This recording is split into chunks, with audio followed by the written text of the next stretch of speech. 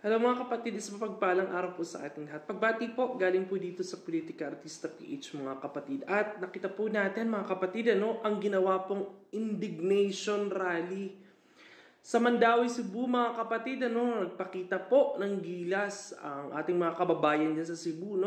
Nagpakita po ng suporta sa partido po at mga kapartido po ni dating Pangulong Rodrigo Duterte at dumating din po si dating Pangulong Rodrigo Duterte at nakakahabag po ng puso ang kanyang mga naging talampati. Nandun din po si Jimmy Bondoc, Atty. Rodante Marcoleta at ilang mga kaalyado po na tumatakbo sa ticket po ng PDP Laban mga kapatid. Kinundi na po nila ang walang habas pong panggigipit kay Vice President Sara Duterte na tinututulan po natin mga kapatid na tinutulan din po ng marami ng mga taga Cebu mga kapatid. Alam naman po natin, ang Cebu po ang isa sa may pinakamaraming botante mga kapatid. Both rich province po ito na may humigit kumulang 3.4 milyong mga botante mga kapatid. At nakiusap po si Pangulong Rodrigo Duterte na suportahan po ang mga kapartido po ng PDP Laban upang mailigtas po sa bingit po ng impeachment trial sa napipintong pagpapatalsik kay Vice President Sara Duterte mga kapatid.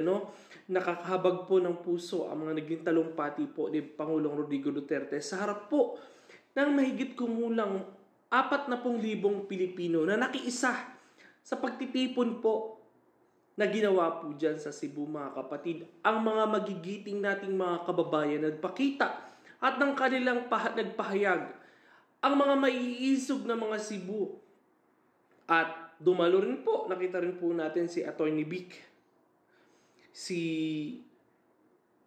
Rodante Marcoleta, Jimmy Bondo, ay nagpahayag po ng kanilang mainit na pagtutol laban po sa walang habas po na panggigipit kay Vice President Sara Duterte mga kapatid.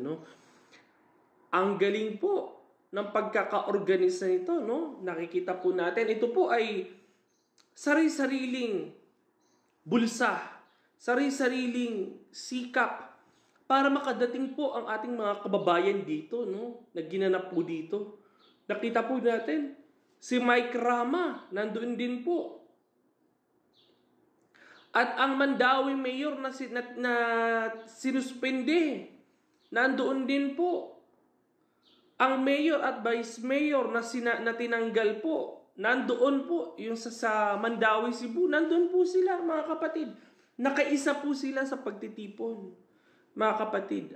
Ang indignation rally po, wala pong ayuda. Galing po kay ang Pilipino, walang ayuda, walang job fair. Pero 40K ang lumahok sa indignation rally sa Cebu.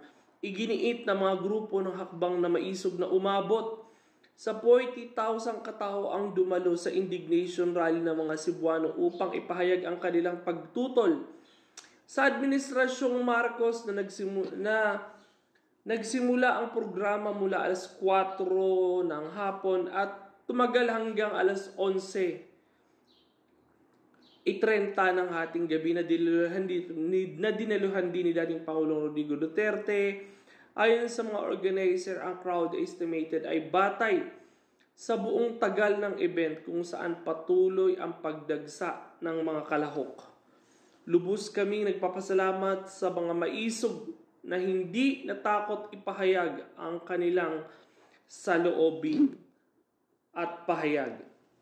Cebu is the largest both rich province in the Philippines with 3.4 million registered voters. Ang Cebuano confirm and promise Tatay Digong they will go vote straight PDP Laban come May 12, 2025. May passed above and those of commenters herein protected by Article 3, Section 4 of the 1987 Philippine Constitution. Ayun sinasabi natin, kung maiboboto po natin at makakakuha po ng sapat na bilang ang kaalyado po ni Vice President Sara Duterte at may makakaupong eksaktong bilang na mga makukuha po dito sa PDP Laban, matitigil po at hindi po mapapa-impeach si Vice President Sara Duterte. Kaya nga po, inuusig ngayon pa lang yan.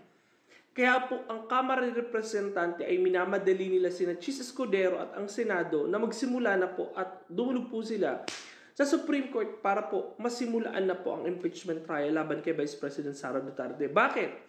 Once po na magsimula na po ang 20th Congress, ngayon po ay 19th Congress na sila, no? Ang mababang kapulungan at mataas sa kapulungan ng ating bansa, ay kapag napalitan po ng 20th Congress, ay magbabago po ang style at magbabago po ang paninindigan ng mga bagong maluluklok sa 20th Congress. Kaya po nagmamadali po sila, kaya pilit po nilang inuusig ngayon ang 20th Congress ng Senado, ang 19th Congress ng Senado para masimulan daw po ang impeachment trial laban kay Vice President Sara Duterte. Gayong dumipensa naman po itong si Chis Escudero. Ang sabi po niya ay wala daw pong magaganap. Wala daw pong magaganap na special na paglilitis laban po kay Vice President Sara Duterte dahil sa naging unang pahayag po nila ay sa June na nga daw po, pagbalik ng sesyon, magkakaroon po ng impeachment trial laban kay Vice President Sara Duterte. Ito po ba ay labag pa rin? Ito, ang bago pong papalit sa 20th Congress, may nagsasabi po na labag na daw po ito sa konstitusyon ng Pilipinas kung tatalakayin pa daw po ang impeachment trial laban kay Vice President Sara Duterte. Gayong magbabago naman po ang partido, no? Pero kung ang sinusulong po ng 19th Congress ay sila-sila pa rin po, babalik pa rin po ang impeachment trial sa Senado kung sila-sila pa rin ang nandiyan sa Senado. Pero hindi po natin alam, dahil nga po sa init po na nangyayari sa kampanya ngayon. Mukhang nag-iiba po, nag-iiba po. At pumipili po ang ating mga kababayan sa kanilang lugar na mga kandidatong gusto pong matanggal ang mga nang hahabas at walang habas na nang mamaliit po at umaatake sa pamilyang Duterte. Gusto po nilang mapalitan na yan. Kaya tayo mga kapatid, ang panawagan po natin dito sa Politika Artista PH, bumoto po tayo ng mga kaalyado po. At may ibang prinsipyo naman mga kapatid. Ang usapan natin dito ngayon, yung napipintong impeachment trial kay Vice President Sara Duterte. Sapat na bilang po sa Senado ang kailangan. Kung makakakuha tayo ng sapat na bilang sa Senado at mailuluklok po natin ang mga kapartido ni dating Pangulong Rodrigo Duterte, ay mababaliwala po ang impeachment trial laban kay Vice President Sara Duterte. Malinaw po yan. Wala na pong ibang salita. Yan lang po. Again, saludo po tayo sa mga Cebuano na tumindig ang mga maiisog nating kababayan dyan. Ipakilala pa po natin sa ating mga kababayan sa Cebuano na tulungan at suportahan po natin ang partido po ni Pangulong Rodrigo Duterte at ni Vice President Sara Duterte upang ang mga napipinto pong pag-atake at pagpapatanggal sa kanya ay mabasura po. Yan na po ang pakiusap natin. Kami po ay nakikiisa na rin po ang aming mga pagpo-post sa aming mga social media. Ay ganoon din po ang ginagawa namin, ang aming panawagan na pagsuporta sa PDP Laban, mga kapatid. Yun lang po ang tanging hiling natin. Makakuha po ng sapat na bilang na maipanalo po natin ang partido ni Pangulong Rodrigo Duterte sa Senado.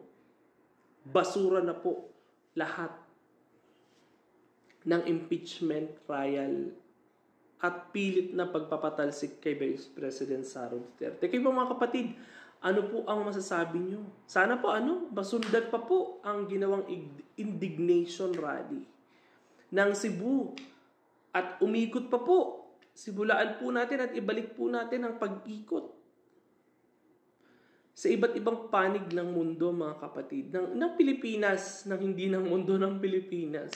Kayo po mga kapatid, ano po ang masasabi nyo sa ginawang pagtindig ng mga maiisog nating kababayan na Cebu? Magkomento ka po dyan sa ating YouTube channel at babasahin po natin yan mga kapatid. Maraming salamat po at sa inyong pagsuporta at panonood po dito sa Politik Artista PH mga kapatid.